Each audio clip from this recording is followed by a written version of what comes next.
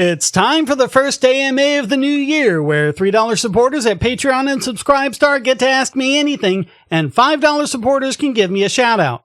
So let's look at the questions supporters asked in January, and if you'd like to ask a question for this month, the links are below.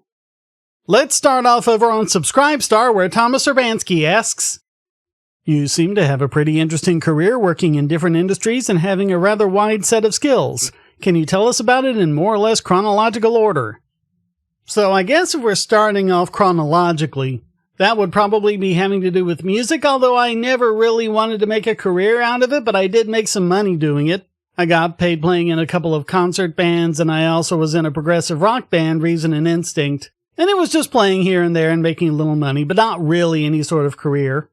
It was mostly computers I was interested in, and when I started out with computers, you basically had to be a programmer. There was just no other way to get the computer to do what you want, but mostly what I wanted was to put pictures on computers, so there was always that art aspect of it, and my first real career-type job there for a while was in desktop publishing. Publishing magazines, magazine layouts, designing ads, things like that. Ads for magazines, ads for billboards, etc. Well, I switched colleges to St. Andrews because they had a computer graphics program, and I learned 3D graphics using 3D Studio there, although I had done things like that just as a hobby on the Amiga, but I got a more formal education out of that. But while I was there, my work-study program was in working with the Novell network there, so I learned a lot about that. And so after I graduate, there's basically the tech bubble. And so I made a lot of money working on networks there, mostly Novell, following into NetWare 4 when they came up with Novell Directory Services and NetWare 5, and I got engineering certifications from Novell and Microsoft, and also started working in cybersecurity and got some cybersecurity certifications. And then, of course, the tech bubble burst. I actually didn't do too bad for the first couple of years after that. I was able to hang out a little longer than most, but eventually it took its toll, and I was also partnering up with this guy who was running an ISP, and dial-up ISPs were going the way of the dinosaur, and that's when I met Joey and ended up getting married to her, but we ran a business together doing websites and web applications, and she did the sales and customer support end of things while I did the actual work. Not that sales and support isn't actual work, it's plumb necessary, but you know what I mean. But then we had the accident and she died, and I took a year and a half recovering, so right at the point when I was ready to get back into things, the financial crisis happened. And that took out a lot of the small businesses that were pretty much my clientele. Small businesses really depend on each other in your local area.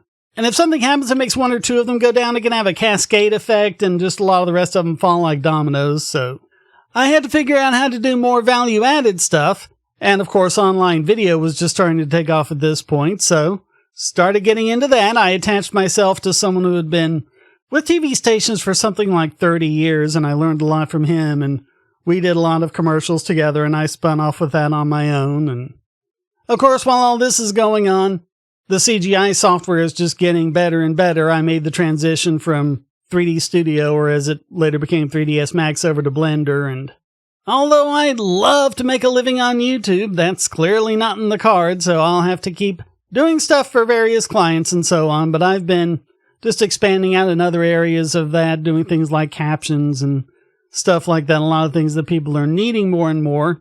And I'm also planning on expanding the space that I'm in so I can have like a permanent green screen setup and some other setups that I can do that will make video production so much easier. So that's kind of where I am now. I don't use the phrase "it's where I ended up" because it's not ended yet. I'm sure it's going to change again as technology does, and I really don't think it's the case anymore where you just have one thing that you do for the rest of your life. You're going to have different things you do as different things changes, times change, industries change, and you got to be able to adapt. But if you think about it, they say that, and this varies, this is going to be lower for things you have a natural talent for, but they say 10,000 hours of doing something will get you great at it. Now that's basically 5 years full time. If you think about it, over a typical career, let's say you start at 20 and you retire at 65, that's 45 years. That's time enough to become great at 9 things.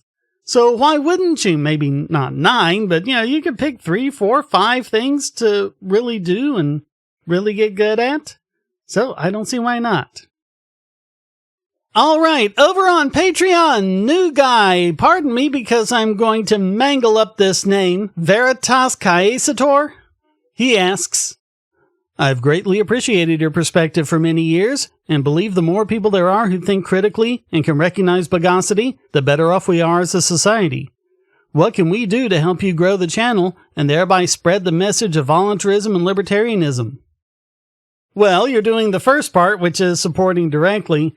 The rest of it is just picking up where I've left off. Not only sharing my videos around, but actually participating in the conversation. I'm not sure how well it works, just kind of do a hit and run and just stick the video there, but reply, get involved in the conversation, and then you can use my videos in that context, and I think people will have a better likelihood of watching them at that point.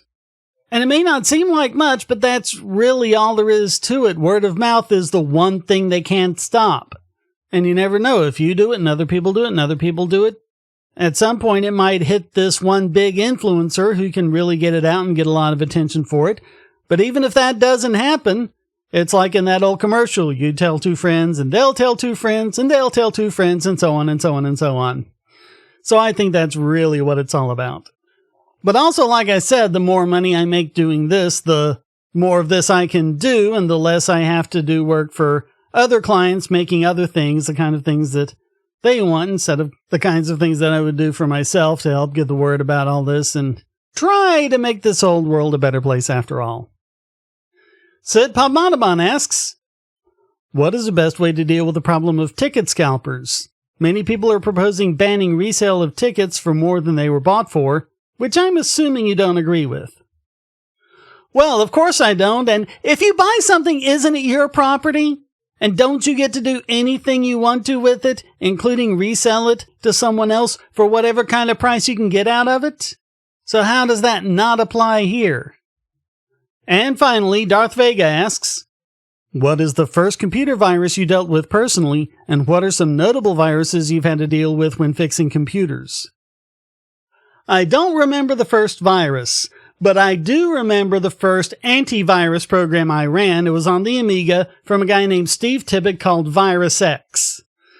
There aren't really any viruses that stand out until you get to the ones that are really hard to figure out, and I remember that there was this one called the Lamer virus, and this was a PC virus. I don't really remember any of the Amiga viruses off the top of my head, but the Lamer virus would just sit there in memory, and then every now and then, at random, it would pick a random spot on the disk and write the word Lamer. And so for the most part, you wouldn't really notice it. It would be written to some part of the disk where it didn't matter. It's actually kind of rare that it would write itself in part of a text file where you could actually see it. Most of the time when it wrote itself somewhere that mattered, it was in like an executable file, and it wouldn't work right, and it would show up as corruption, and what it looked like was that you were accumulating errors, and there was going to be an impending drive failure. So that's one that stands out. Code Red is one that stands out. The I Love You virus is a big one, because this is another case in which Microsoft just screwed everything up.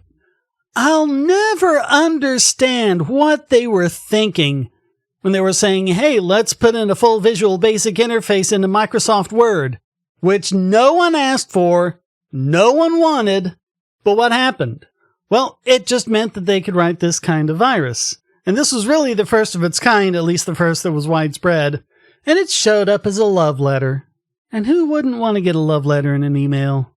And since this is the first one, people didn't really have this idea of, oh, well, don't run doc files, don't run executable attachments was something that was going around. But, if you ever wonder why we're saying don't run attachments of any kind, it's from crap like this. Because it would run it, and it would pull it up in Word, and then there'd be a Visual Basic macro that spread the virus.